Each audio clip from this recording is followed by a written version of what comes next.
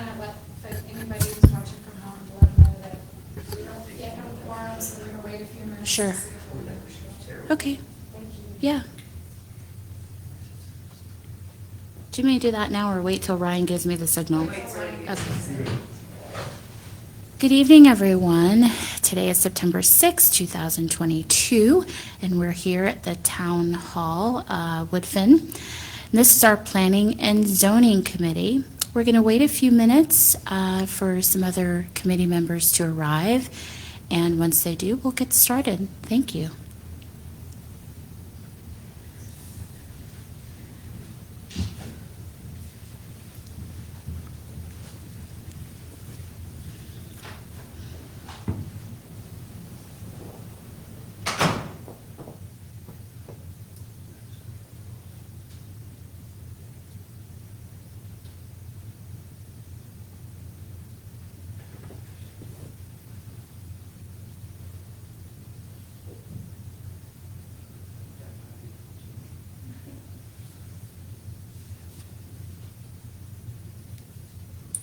So did your kids start school this week?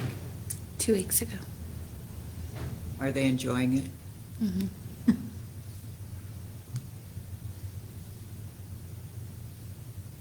Are we muted or are we?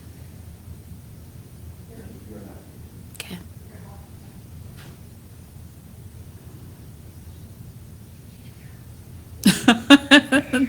Delay.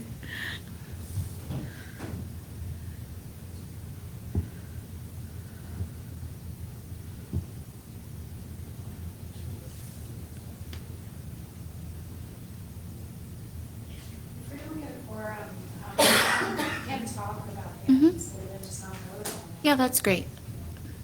So at least two of them members. Yeah, we're here. Would you like to wait till 10 after? Okay.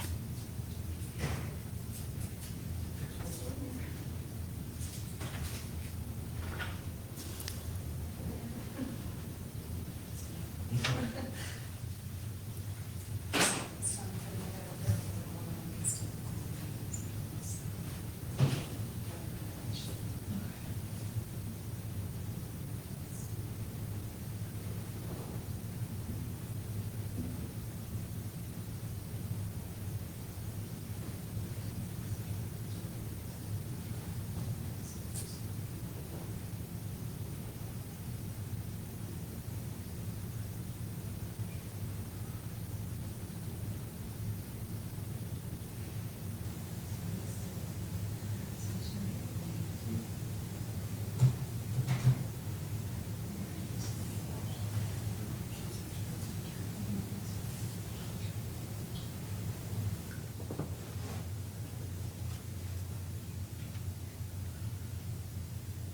Thank you for your patience. Those of you who've logged in will be at least starting a discussion in about 2 minutes while also waiting for additional committee members. So stay tuned.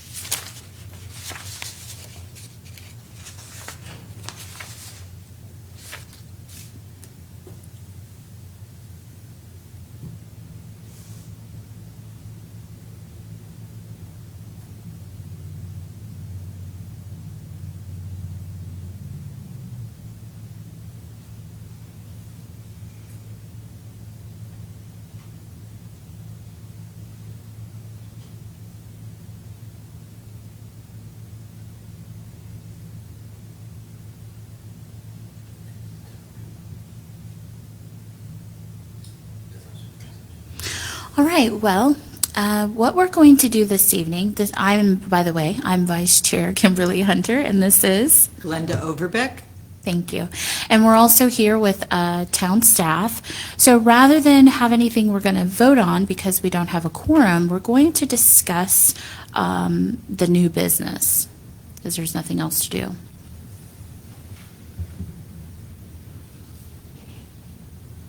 Okay, so as you'll recall, at the last meeting, we had a work session at the end of the meeting to talk about some key items that resulted in recommended amendments to the subdivision and zoning ordinances.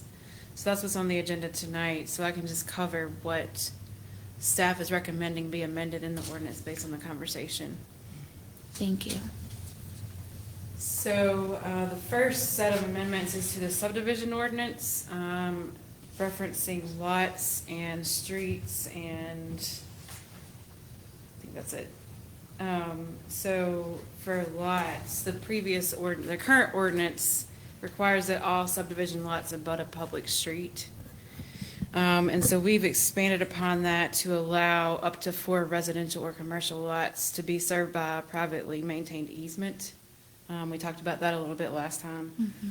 We've added language that the easement for residential use be 20 feet and commercial be 30 feet.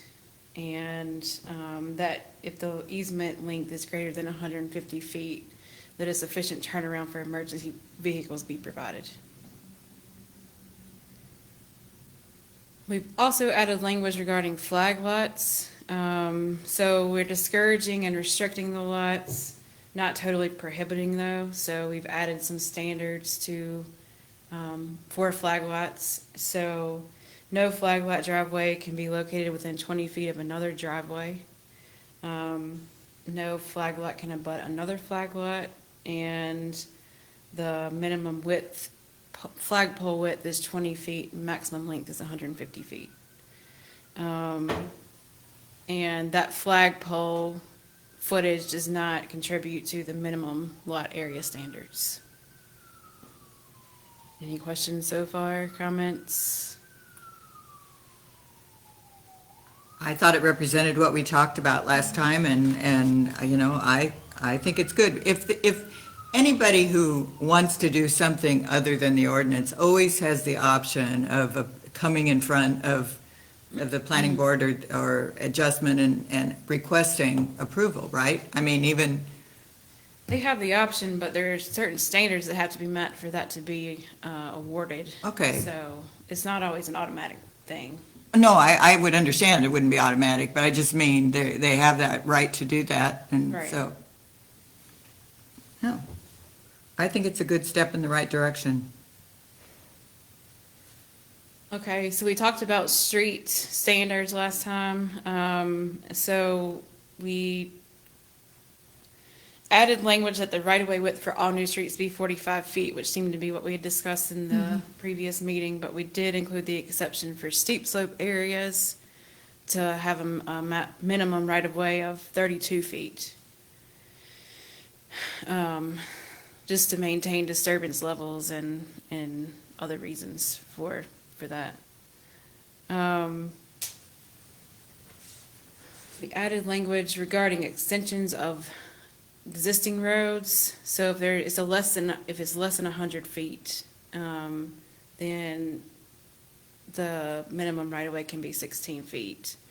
But if it's more than 100 feet, that 45-foot standard has to be met. And then there's some general clarification and superfluous language that was removed from. Since I really want to see us doing things as similar as we can to the other municipalities around, is that true with these recommendations, that they're probably comparable or the same as, Weaverville, Asheville? I'm pretty sure Shannon would know more about Asheville. I'm pretty sure they're comparable to Asheville. Didn't spend a lot of time with Weaverville or other areas necessarily, but I think it's across the state. There's similarities. I know the 45-foot is pretty standard for Right. municipalities. I'd be surprised if Weaverville or Black Mountain had anything different. That is Asheville's standard. 32 is also the standard for steep slope property in Asheville. And the reason we go narrower in steep slope areas is Steep slope. because steep Retaining slope. walls, cut and fill banks are kind of really common in steep slope areas when you're building roads, and we don't allow retaining walls to be located within a road right of way. It has to be outside the road right of way, and it has to be privately maintained. So we don't want such a wide right of way that we're causing that wall to go so far out that it creates more disturbance than is necessary. So 32 is the standard that we typically apply in order to accommodate the 20 feet of pavement that we talked about last time, and so we've changed that to in the ordinance, the proposed ordinance, that the road surface will be 20 feet. And then to allow a 6-foot back of curb sidewalk on one side or the other, so it gives them room for that. I'm not so sure about the extensions of 100 feet. I think that's a Woodfin specific, because we have so many non-standard streets that we were trying to strike a reasonable balance to allow people to For kind extension. of, to do a little bit of an extension to get an extra lot or two.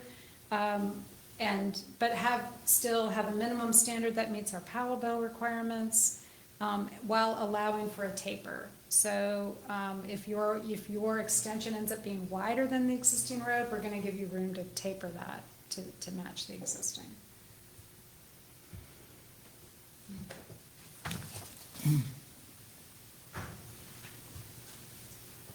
Any other questions about streets that kind of? Oh. So then the next. Because we don't have a quorum, can you still go forward to the commissioners with this? You can. We'll be coming back next month with, for a vote, for the consistent comprehensive plan. So that was subdivision, and then we're moving on to zoning, because, a lot of discussion last meeting was around sidewalks, and we didn't, have any standards in our zoning ordinance for that, so we've added a new section. That's not true. Yeah, we've added a new section to the zoning ordinance just for sidewalks.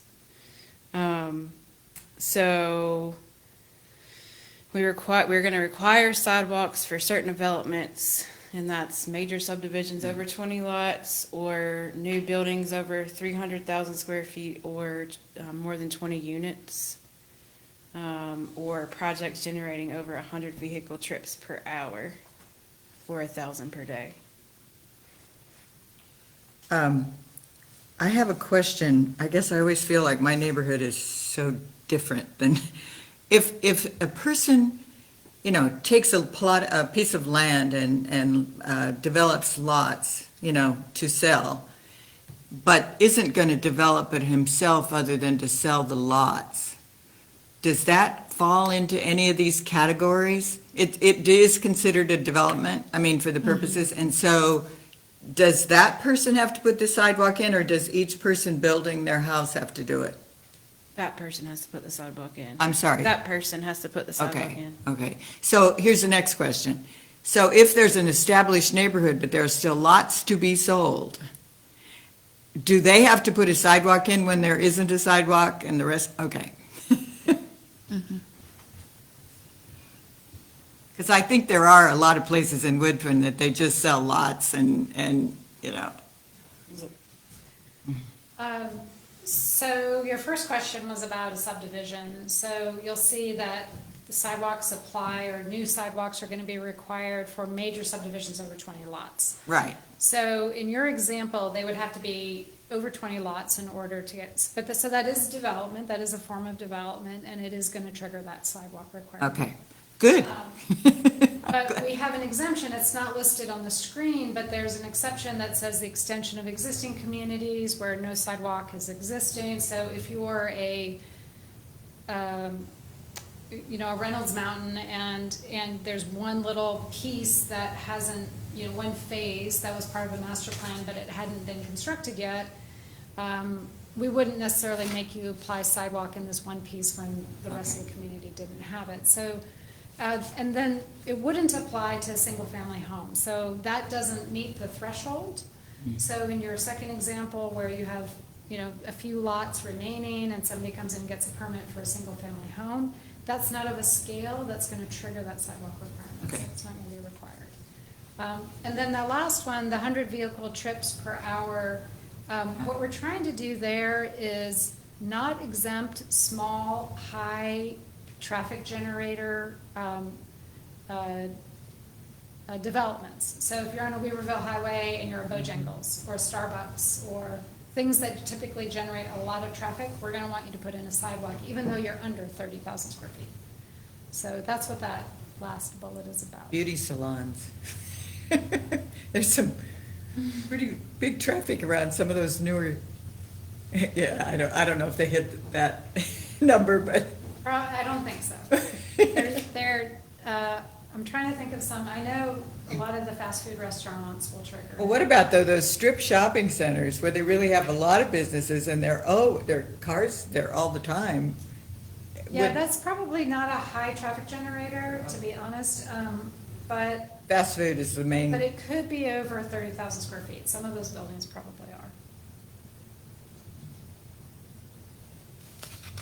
Okay.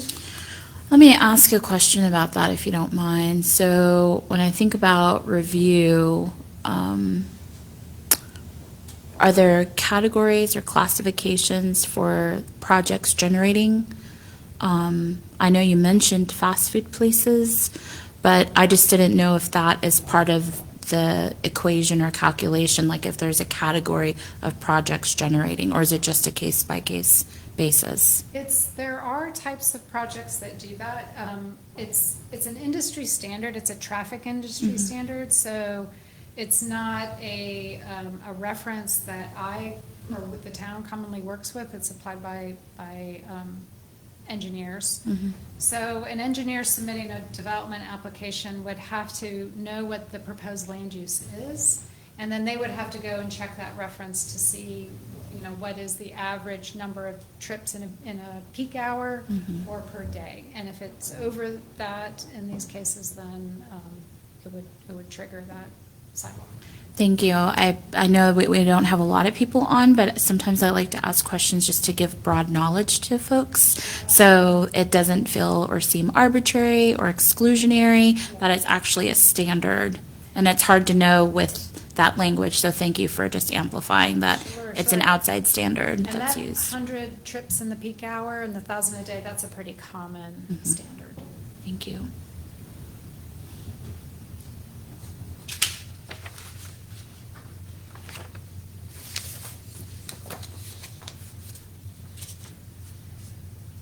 So we've incorporated minimum width requirements based on location. So they're different for roads that are 35 miles per hour and over 35 miles per hour and under 35 miles per hour. So the roads that would be over 35 miles per hour would include Weaverville Highway, Riverside Drive. There's 7 or 8 roads in town that would require that 5 feet with 8-foot planting strip minimum, and then the rest that would trigger the sidewalk requirement would be 5 foot with a 4-foot planting strip, unless it's the steep slope area, which would be a 6-foot backup curb sidewalk requirement. Do you see that being accomplished along Riverside Drive? Because there's not enough space for that, right? So I think two things are going to happen. Sorry. Things are going to happen on Riverside Drive. Our goal is we do later in the ordinance provide an exception for properties that have a greenway or have a greenway funded. So much of the properties along Riverside Drive are going to have a greenway on their property already. So we wouldn't require that they do the sidewalk. In the cases where people fall in the category where a sidewalk would be required, but they meet some other exception, and there's a few, then we are going to ask them to contribute the easement for a future sidewalk. In lieu So of, I don't know if it's going to be practical along Riverside Drive, but we want to ensure that we have the maximum opportunity in the future should circumstances change. because there are some developments, but I think almost all of them come off on a road, don't they? One of those developments was in front of, I think, this group a few months ago. I mean, it does seem like, especially north of the Elk Mountain exit onto Riverside Drive, that there are going to be more developments off of that. Um, And I don't know if any of them would actually have anything facing Riverside Drive, or they're all further inland, but it could become, I just would love for us to put, one of those bridges almost over in a few places where people could walk, especially where the park is, could go from their neighborhood over. They don't have to actually cross Riverside Drive. I don't know what those cost, but it just seems like that's what would really be a nice thing to do. Yeah, the west side of Riverside Drive is gonna be very challenging because of the existing railroad right-of-way. The east side of Riverside Drive, at least along much of it, is gonna be challenging because there's essentially a bluff. So if you're on the west side and you have a greenway, you're not gonna have to worry about it. If you're on the east side, you probably are gonna have some physical constraints that make you probably a good candidate for a Board of Adjustment variance. So I think sidewalk along Riverside Drive is probably unlikely, and we're going to try to, encourage greenway use to the maximum extent possible. It's a little bit of a side note, but we have had conversations with the DOT about trying to develop some safe crossings. The difficulty there is that you can't establish a crosswalk if you cannot provide accessibility on either end of that crosswalk. So we won't be able to explore that further until we have the opportunity to actually at least build a little accessibility on the back ends of those. Yeah, and there's also blinds, that road curves so much, it's know. just blind in a lot of spots. Yeah, it's tough, and there's some stormwater challenges along the road as well. Really? It'll be difficult. I mean, I think fortunately, we've got a greenway coming, so I think Yeah. that'll help a lot on Riverside Drive. So this standard's probably gonna come up more with some of the other corridors, potentially Riverville Highway, or, even Elk Mountain, or, some of the other state maintained roads.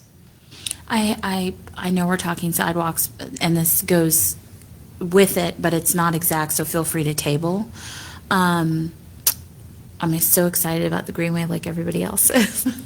But I've often wondered, how the heck are we going to plan for bikes coming off of like Elk Mountain or Woodfin or some of these other streets because of those blinds? Has there been any discussion about that at all? Just otherwise, we have more cars parking, getting the If we bike could get the off. state to put some street lights in, or stop lights in, that would help, because they could cross when the light changed. Yeah, Yeah. there's just this huge opportunity, like I can see it so clearly of multimodal where there's way less cars. Because Riverside Drive is a state highway route, Mm-hmm. we won't meet the trigger for a light. Okay, So we were hoping that we could, and it's still a possibility we can continue to explore, is like more of that pedestrian crossing that has the flashers.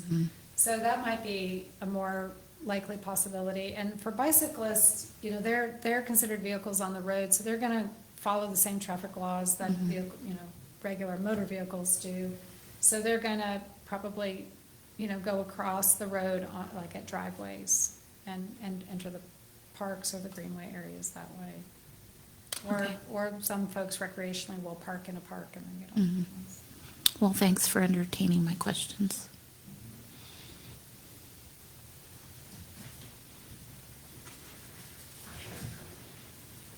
So along with the width requirements, we've added construction standards that are pretty basic, about concrete thickness and grade and that kind of thing. So we can review those if you want to. I kind of thought, It's okay, it'd be over my head anyhow. yeah. So as Shannon was alluding to, we have added language about fee in lieu of sidewalks, and that can be used in certain conditions. So for the new buildings with more than 30,000 square feet, new construction with more than 20 units on a road that has a speed limit higher than 35 miles per hour. If there's a greenway planned or constructed on the property, or for extensions to existing neighborhoods that do not currently have sidewalks, a fee in lieu is an option. And that, the cost of that, of what the sidewalk would B are provided by the project engineer for the project, and they are kept in a separate fund to be used for sidewalks throughout town.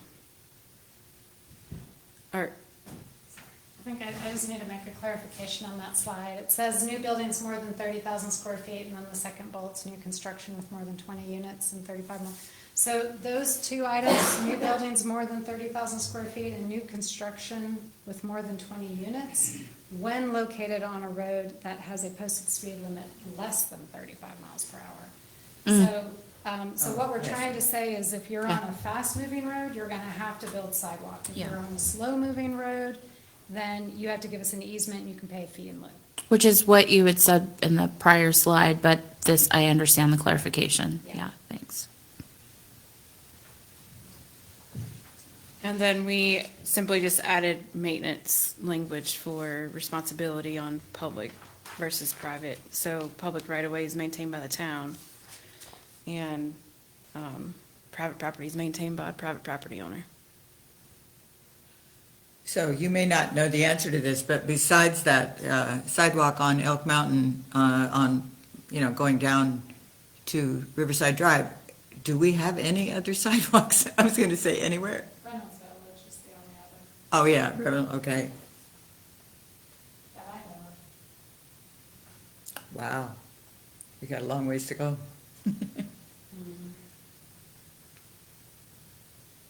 So that's the changes to the zoning ordinance, and then I have a slide about the consistency with the comprehensive plan. There are several goals in the comprehensive plan that are consistent with these amendments,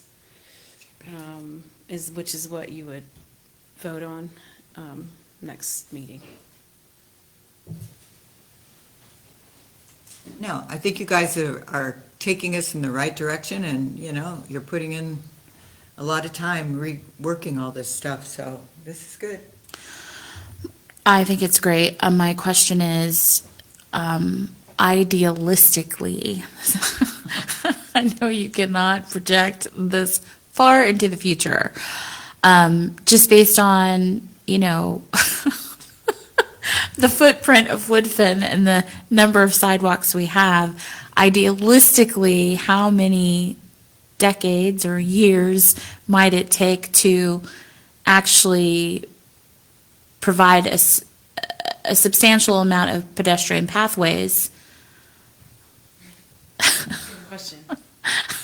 Well, as you see, you notice I said decades, right? I mean, I think it's fair to say decades. Because with sidewalks also comes a change in development pattern.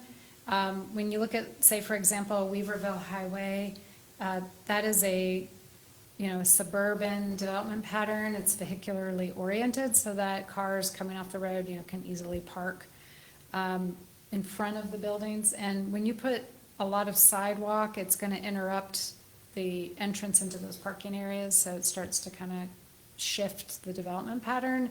And that's difficult to do along a major corridor like that. Now, the sidewalk work can be accelerated if there's a public project. So just like we've prioritized greenways and park projects and other development projects, we're doing a street repaving project right now in the town. If there was interest and support for, a sidewalk project along some key corridor, that can be. A bond issue?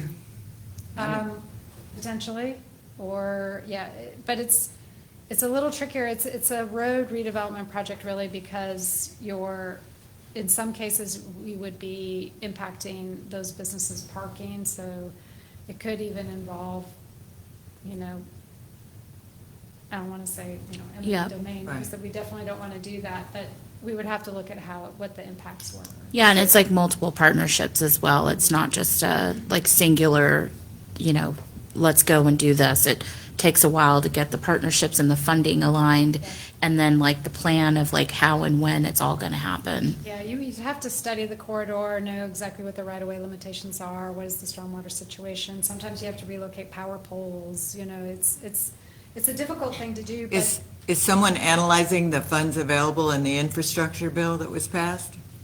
I mean, not necessarily here, but in the county, are there people looking at?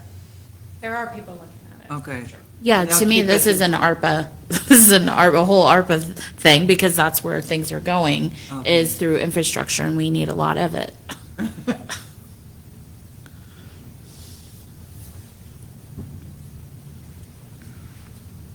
So that's all we had for tonight, unless you want to talk about something else.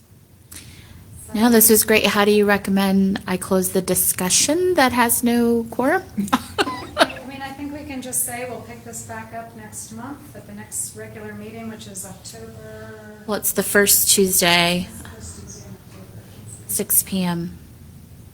Same time, same bat So channel. none of these people, though, said they weren't coming. One. First or second? Okay, so for those of you who tuned in, thank you so much, our fellow citizens and entrepreneurs and business owners. And we'll be back next month, October 4th, first Tuesday, 6 PM. See you then.